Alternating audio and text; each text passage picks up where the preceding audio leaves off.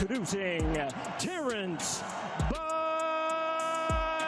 Crawford, the super middleweight champion of the world, presentando a Saúl Canelo Alvarez. Oh, comes forward, and Bud Crawford was hurt. And the ruling that Terence coming in, or when he's waiting, he landed that shot right on the chin. He hurt Terence bad. 5'8", but he fights as a longer fighter. And Crawford's landing 30%. He had a 19-10. He'll have to cut off the ring. He takes the left hand and then comes in and shoved around. Oh, nearly floored him there on the bell of the dome. After watching this clip, it's clear the real fight between Canelo Alvarez and Terence Crawford could be way more dangerous than anyone expected. Canelo Alvarez and Terence Crawford are finally set to collide in a bout that could reshape boxing history. But this isn't just another big fight. This is the fight. On one side, Canelo, the Mexican icon with a staggering 63-2 record, a 4-division world champion, and an unbeaten destroyer at 168 pounds. On the other, Terence "Bud" Crawford, the undefeated technician from Omaha, Nebraska, with a perfect 41-0 record and the rare ability to switch hit with equal dominance. And now, Crawford is stepping up not one, but 2 weight classes, leaping from 154 to 168, to challenge Canelo for his undisputed super middleweight titles. It's an almost unheard-of gamble at the elite level. Crawford has spent most of his career destroying opponents at 147 pounds. Now, he's hunting the king of a much heavier division. The stakes? Sky high. The payday? Reportedly, $150 million on the table for Canelo alone. And the risk? Everything. This isn't just about titles. It's about legacy. It's about proving who's truly the best fighter of this era. And for both men, it could be the most defining moment, or the final chapter, of their storied careers. But as the excitement builds, the cracks in this mega-fight's foundation are already beginning to show. Let's talk reality. Crawford is attempting something historic and wildly dangerous. Just last year, he moved up from 147 to face Israil Madrimov at 154 pounds. The result? A dominating performance and a shiny new WBA belt to add to his collection. But that was only one step up. This question mark. This is something else entirely. Crawford is now gunning for glory 2 full divisions above his natural weight, against a fighter who's made a career dismantling bigger men. Canelo has gone as high as light heavyweight, 175 pounds, and at 168, he's an absolute powerhouse. He's beaten the likes of Gennady Golovkin, Billy Joe Saunders, Caleb Plant, and Callum Smith, none of whom could outbox or outslug him in this weight class. Most recently, in May, he handled the undefeated Cuban William Skull and walked away with yet another belt, cementing his position as a 2-time undisputed champion at super middleweight. He's never lost in this division, and to date, no one has even come close. So for Crawford, this isn't just a fight, it's a leap of faith. He's 37 years old, and critics argue that he's risking everything: his unbeaten record, his pound-for-pound supremacy, and his long-term health for one shot at immortality.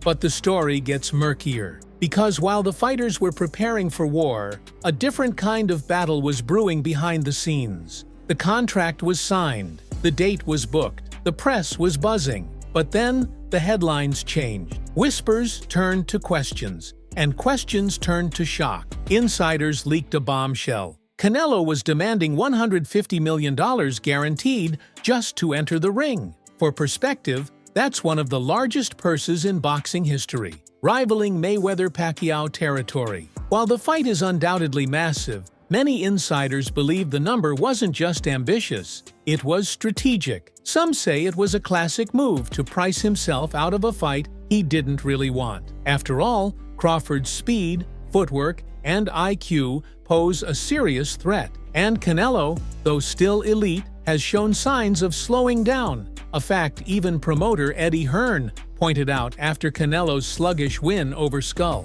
Others argue that Canelo's just doing what Canelo does, maximizing his value. He's the A-side. He's the global star. If this is potentially his final bout, he's going to cash in. No questions asked. But not everyone is buying that narrative. Former heavyweight champ Shannon Briggs couldn't have been more blunt. Crawford's gonna stop him. I'm telling you, stoppage, knockout, and Briggs isn't alone. Across social media and fight forums, fans began wondering, is Canelo scared of this fight or just making a business move? What should have been a celebration of greatness quickly turned into a debate about motives, money, and legacy. And that's when the next problem showed up, because even the venue couldn't stay stable. For a fight of this magnitude, Las Vegas seemed like a no-brainer. The lights, the legacy, the money, it's the fight capital of the world. So, when Canelo versus Crawford was first announced for September 12th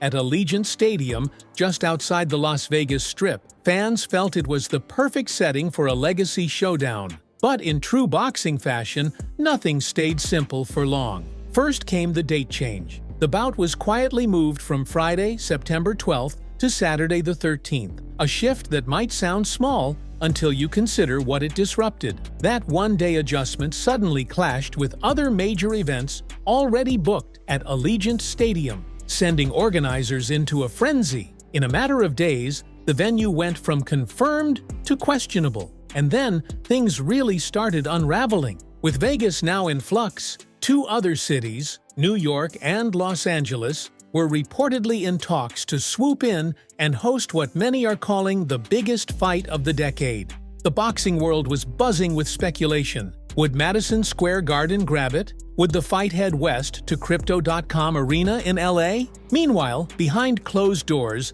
Saudi influence loomed large. The kickoff press conference was suddenly rumored to be moving to Riyadh, where Canelo has already fought and where boxing mega events are rapidly becoming the norm. And just as the location drama began to spiral, Canelo himself stepped in, telling reporters in a surprise interview that the fight will happen in Las Vegas after all. But here's the kicker: he never said which venue. And with multiple sites still being considered as of now, even that assurance feels tentative. For fans, it was whiplash. For promoters, chaos. And for the fighters, a distraction from what really matters: preparation. But while venues shifted and dates shuffled, a more serious question began circling the sport's inner circle. A question about Canelo himself. At first glance, Canelo Alvarez seems like the same monster he's always been. Calm, lethal, and near impossible to outthink in the ring.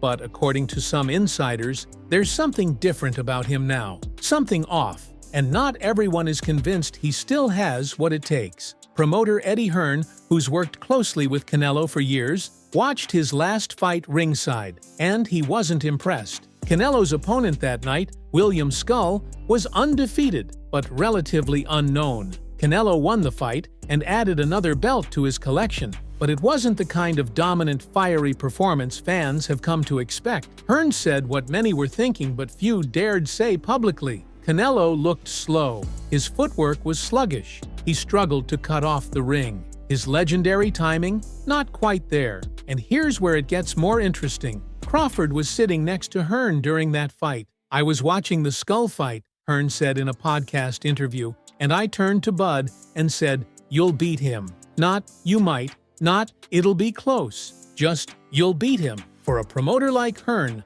who has a vested interest in Canelo's marketability, that's not a throwaway comment. It's a warning shot. Hearn went further. He said Canelo, now 34 years old, may not be fading because of disinterest or lack of effort, but simply because of time. The grind of nearly 20 years at the elite level is catching up with him. Those brutal training camps, the constant pressure to perform, the need to maintain peak physical condition, it all adds up.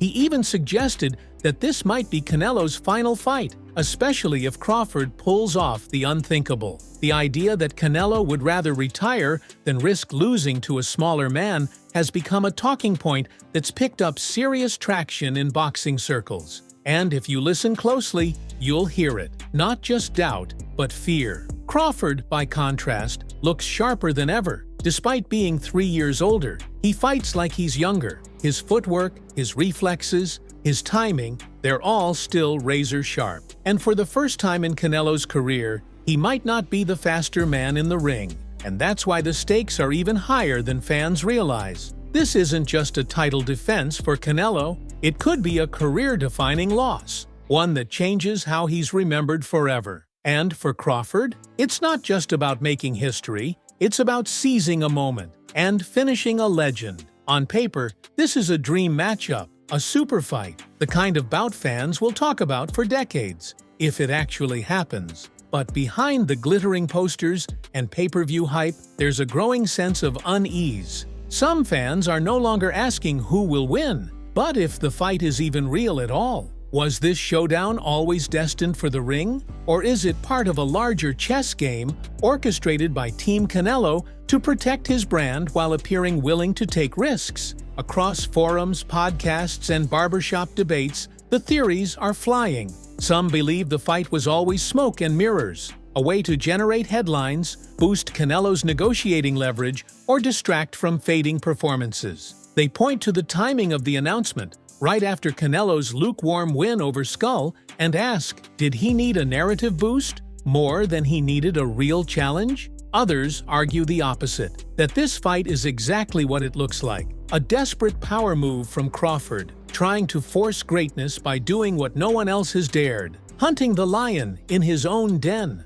Crawford's fans believe the boxing world is underestimating him, again, just like they did before he dismantled Errol Spence. Just like they did when he cleaned out the 140-pound division. If he wins, it's not just another belt. It's not just another name on his resume. It's history. He would become the first man to win undisputed titles in 3 different weight divisions, and only the 3rd fighter ever to beat Canelo Alvarez. But with venue chaos, a rumored $150 million demand, and Canelo's own trainer suggesting retirement may be near, there's a lingering question that refuses to die. Will this fight even happen? And if it does, will it be the war fans are hoping for, or a carefully controlled exit plan? Boxing has burned fans before. Super fights that fizzled, legends that waited too long, promises that evaporated the moment money got in the way. And now, with both men closer to the end of their careers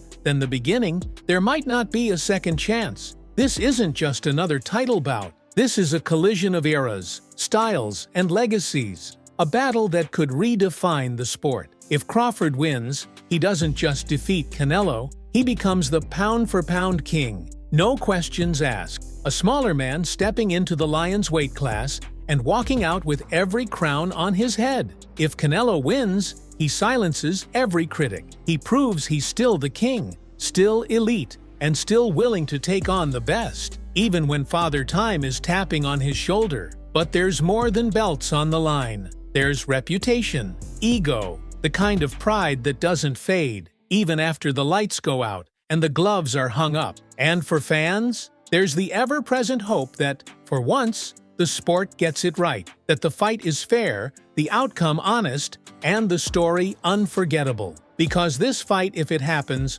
won't just decide who's the best fighter in the world. It may decide how we remember both of them forever. Is this fight truly about glory? Or is it just another multi-million-dollar mirage? Will Crawford shock the world again? Or will Canelo remind everyone why he's the face of modern boxing? Let us know in the comments. Who do you believe walks away with the crown, the glory, and the legacy? This isn't just a fight. This is a war for history. If you enjoyed this breakdown, don't forget to like this video to support the channel. Subscribe to Boxing is Here for the latest updates, fight breakdowns, and expert analysis. And turn on notifications so you never miss an upload. Until next time, peace out.